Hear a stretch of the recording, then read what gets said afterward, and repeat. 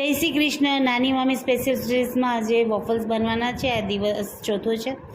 Healthy એટલા માટે કે અહીંયા આપણે ઘઉંના લોટનું બનાવ્યું છે. મારી ઈચ્છા એવી હોય છે કે આજે બાળકો બહાર જંક ફૂડ બહુ જ ખાતા હોય, તો એટલીસ્ટ ઘરમાં આપણે હેલ્ધી વેથી કંઈક બનાવીને ખવડાવી શકીએ એવી કોશિશ કરું છું.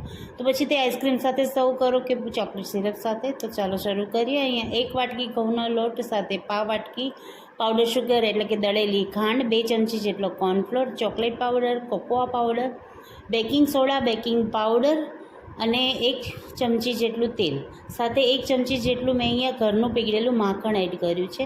આ બધું મિક્સ કર્યા પછી હુંફાળા દૂધથી બેટર તૈયાર કરીશું.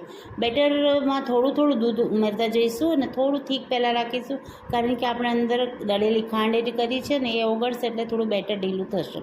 5 મિનિટ રેસ્ટ આપ્યા પછી એની કન્સિસ્ટન્સી જોઈ લઈશું. ફ્લોઈંગ કન્સિસ્ટન્સી હોવી જોઈએ, એટલે કે ચમચાથી તમે નાખો ને એની મેથે ફેલાઈ જાય. હવે અહીંયા છેલ્લે વેનીલા એસન્સ એડ કર્યું છે ને મિક્સ કરી લઈશું.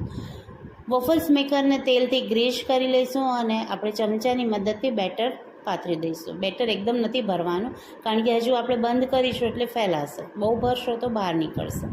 તમારી પાસે વોફલ્સ મેકર ના હોય તો શું કરું, એનો વિડીયો પણ હું નેક્સ્ટ અપલોડ કરીશ.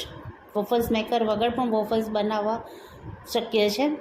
હવે આ તમે કાઢશો ત્યારે થોડું ઢીલું લાગશે અને થોડું ઠંડુ થશે એટલે ક્રિસ્પી બની જશે. તો કેવી લાગી આજની આ રેસીપી મને કોમેન્ટ સેક્શનમાં ચોક્કસથી જણાવશો અને આવા જ વિડીયો માટે હેન્ડ ટુ હેન્ડને જોતા